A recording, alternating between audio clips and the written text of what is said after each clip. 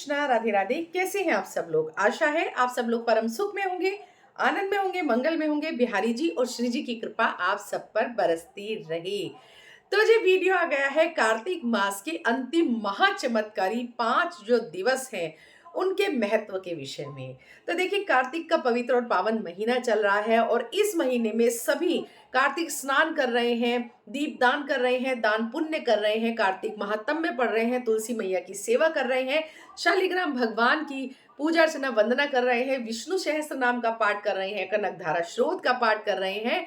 और इसी बीच में हमने 2 एकादशी भी मनाई है। एक हम मना चुके हैं और देवउठनी एकादशी बस आने ही वाली है। गोपाष्टमी मनाई है, आंवला नवमी मनाई है और बहुत ही पवित्र और पावन महीना है, क्योंकि सभी महीने भगवान श्री हरि विष्णु ने बनाए हैं, श्री कृष्ण ने बनाए हैं। और कार्तिक का जो पवित्र महीना है वो श्रीमती राधा रानी ने स्वयं बनाया है। तो इसके महत्व का वर्णन शब्दों में नहीं किया जा सकता। इतना पवित्र और पावन महीना है ये। और इस महीने में बहुत ही ज्यादा दान पुण्य किया जाता है। स्नान का विशेष महत्व होता है। तारों की छांव में ठंडे पानी से स्नान किया जाता है। लेकिन क्या होता है ना कि बहुत सारी समस्याएं हमारे जीवन में होती हैं। बहुत सारा हमारा बिजी लाइफ होता है, बहुत सारी हमारे ऊपर जिम्मेदारियां होती हैं, या किसी किसी का सुबह का बहुत बड़ा ड्यूटी का रहता है कि भाई जाना है जल्दी, तो घर पे भी सब करके जाना है, खुद भी जाना है। और मन में हमारे बहुत इच्छा रहती है कि मतलब हम कुछ कर पाएँ, हम भी स्नान कर पाएँ, हम भी महात्म्य में पढ़ पाएँ, वो पॉसिबल नहीं हो पाता है। तो ऐसे में फिर हमारे मन में बड़ी समस्या होती है कि हम क्या करें? तो इसके लिए कार्तिक महीने के जो अंतिम 5 दिन होते हैं, जो देवउठनी एकादशी से लेकर पूर्णिमा तक के दिन होते हैं, यानी गंगा स्नान तक के दिन होते हैं, ये 5 दिन जो होते हैं महाचमत्कारी दिन होते हैं। इन दिनों को भीष्म पंचक भी कहा जाता है, भीखु पंचक भी कहा जाता है। और इस 5 दिन में लोग जो पूरे महीने हमने किया है, उसका पुण्य हमें इन्हीं 5 दिनों में प्राप्त हो जाता है। मतलब अगर आप पूरे महीने कुछ नहीं कर पाए हैं, आप किसी चीज़ का संकल्प नहीं ले पाए, नियम नहीं ले पाए, या आप स्नान नहीं कर पाए, दीपदान नहीं कर पाए, तो इन 5 दिनों में आप जो भी करते हैं उसका आपको पूरे महीने का फल मिल जाता है। भगवान श्री कृष्ण ने ये जो 5 दिन हैं, ये भीष्म पितामह के नाम से इसको समर्पित किया था। भीष्म पंचक इनको इसीलिए कहा जाता है, क्योंकि भीष्म महाभारत काल में जब भीष्म पितामह सैया पर थे, तो उन्होंने धर्मराज को इन 5 दिनों में ज्ञान दिया था। जो जीवन का सबसे बड़ा ज्ञान था वो उन्होंने दिया था। तो इसीलिए भगवान श्री कृष्ण ने इन 5 दिनों को भीष्म पितामह के अ, नाम पर ही समर्पित कर दिया था। तो देखिए, बहुत सारे लोग भीष्म पंचक व्रत का भी नियम लेते हैं। और ये व्रत कैसे किए जाते हैं, क्या क्या चीजें हम कर सकते हैं, सब मैं आपको बताऊंगी। तो वीडियो में लास्ट तक बने रहिएगा। तो देखिए, जिस तरह से आप मान लीजिए पूरे महीने कार्तिक स्नान कर रहे हैं, तो इन 5 दिनों में जो भी आप कर रहे हैं उसको आप बढ़ा दीजिए, उसकी संख्या आप बढ़ा दीजिए। जैसे मान लीजिए आप स्नान कर रहे हैं, तो स्नान तो आप करते ही रहेंगे। जैसे आप तुलसी मैया की 11 परिक्रमा लगा रहे थे, अब आप 21 लगाइएगा। जैसे आप तुलसी माला से जाप कर रहे थे, आप 16 माला जाप कर रहे थे, तो आप 21 माला जाप कर दीजिए।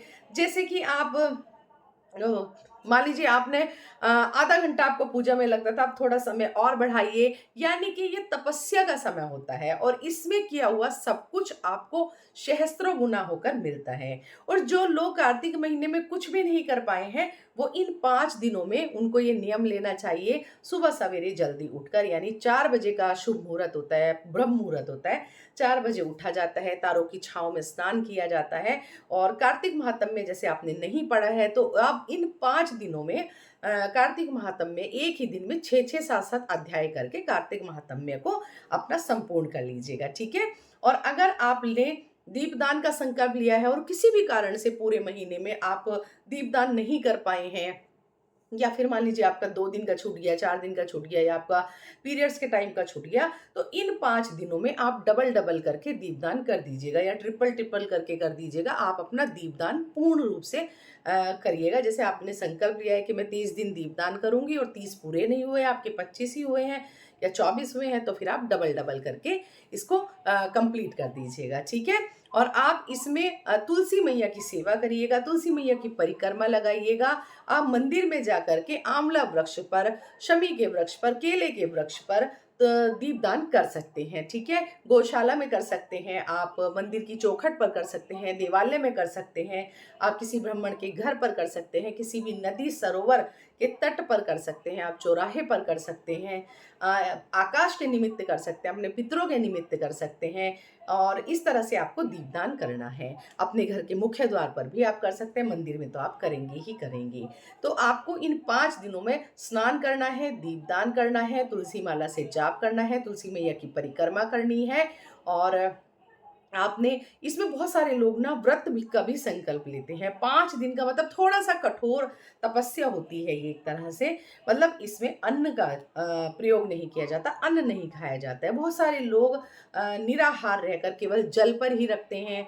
लेकिन देखिए अब इतना पॉसिबल नहीं है, क्योंकि हम लोग वर्किंग भी हैं, हम लोगों को बहुत मतलब मेहनत भी करनी पड़ती है और शरीर में भी अब सबके इतनी जान नहीं है। तो आप फलाहार रखकर भी कर सकते हैं। एक समय सेंधा नमक का भोजन करके भी आप कर सकते हैं, मतलब सेंधा नमक का फलाहार। नमक मतलब सेंधा लेना है एक ही टाइम, लेकिन आपको भोजन नहीं करना है, अन्न का त्याग रहता है इसमें। अन्न आपको खाना है, जैसे पूर्णिमा का व्रत आपका कंप्लीट हो गया, पूर्णिमा के अगले दिन यानी पड़वा वाले दिन आपने चावल का, जैसे मान लीजिए इस बीच में आप एकादशी का व्रत रखते हैं और आपने पंचभीखु व्रत का भी संकल्प लिया है, तो फिर पारण कैसे किया जाएगा? तो देखिए अगले दिन द्वादशी वाले दिन आप जिस जल से ठाकुर जी को स्नान कराएंगे, उसी जल से तुलसी पत्ते से अपना व्रत का पारण कर सकते हैं। ड्राई फ्रूट वगैरह या फ्रूट्स वगैरह लेकर व्रत का पारण कर सकते हैं। ठाकुर जी से प्रार्थना कर सकते हैं कि ये ठाकुर जी, मैंने पंचभीखु व्रत धारण किए हैं, तो मैं इस तरह से व्रत का अपना पारण कर रही हूँ। और चावल फिर आप खाइएगा पूर्णिमा का व्रत पूरा होने के बाद में,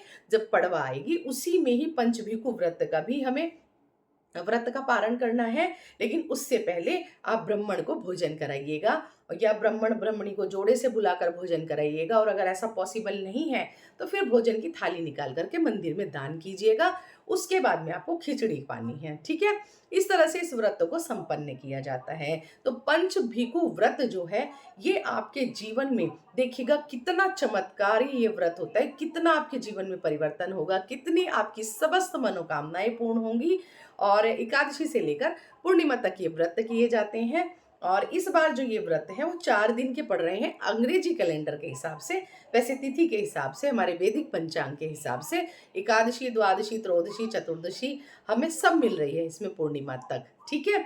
तो आपको इस तरह से ये व्रत करने, अगर आप व्रत नहीं कर पा रहे हैं तो कार्तिक के जो अंतिम 5 दिन है महा चमत्कारी दिन है, जिनमें आप स्नान, दान, पूजा, दीपदान करके पूरे महीने का पुण्य कमा सकते हैं।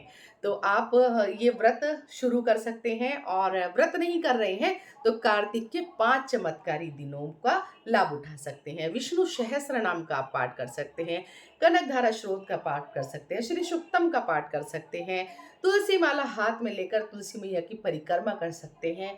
कुछ नहीं है तो ओम नमो भगवते वासुदेवाय इस महामंत्र का आप बार बार जाप कर सकते हैं। 108 बार करिए, 16 माला करिए, 21 माला करिए, जितना हो सके आपसे अपने खाते में पुण्य को लिखवा लीजिए। मतलब आपको इस तरह से पंच भिक्षु या भीष्म पंचक के ये जो दिन है, कार्तिक के अंतिम 5 महा चमत्कारी दिन है, इनका पूरी तरह से आप लाभ उठा सकते हैं। देखिए भगवान श्री कृष्ण की पूजा अर्चना वंदना हो रही है, इस टाइम पे प्रभात फेरी भी निकाली जाती है, नगर कीर्तन भी किए जाते हैं। महिलाएं ढोलक इत्यादि लेकर गलियों में बहुत सुंदर सुंदर भजन गाती हुई जाती हैं। विष्णु भगवान को समर्पित होता है ये महीना। और देव उठनी एकादशी पर भगवान विष्णु योग निद्रा से उठेंगे और समस्त सृष्टि का कार्यभार संभालेंगे। घर घर में भगवान विष्णु को उठाया जाएगा और देव बनाए जाएंगे। उठो देव, आंगुलियां चटकाओ देव, हाथ पैर पटकाओ देव, इस तरह से मतलब लोकल भजन भी गाए जाते हैं। देवताओं को उठाया जाएगा और उठाने के बाद में श्री हरि नारायण तुलसी मैया से विवाह करेंगे।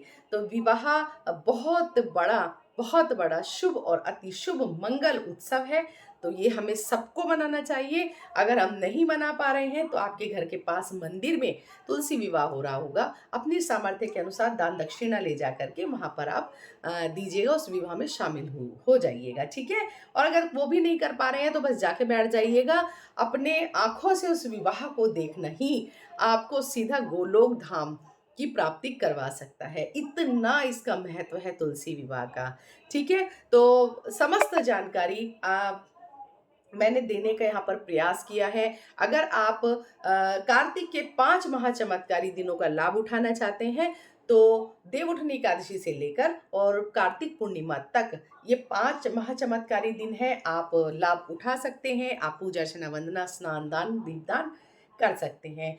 और अगर आप व्रत का संकल्प लेना चाहते हैं, यानी भीष्म पंचक व्रत का संकल्प लेना चाहते हैं, ये तो आप जानते ही हैं कि भीष्म पितामह की प्रतिज्ञा की तो हम आज भी सभी कस्में खाते हैं कि भीष्म की प्रतिज्ञा हो गई है क्या।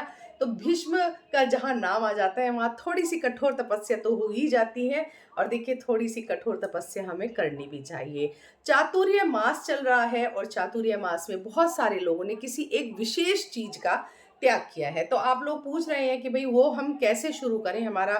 तो देखिए, जिस चीज का भी आपने त्याग किया है, मान लीजिए आपने चावल का त्याग किया था या फिर आपने सेब का त्याग किया था, मान लीजिए, तो इन 4 महीनों में आपने सेब का त्याग किया था या चावल का त्याग किया था, तो पूर्णिमा से अगले दिन, यानी पूर्णिमा का व्रत संपूर्ण होने के बाद में आप अगले दिन, पड़वा वाले दिन, ब्राह्मण को भोजन कराइएगा।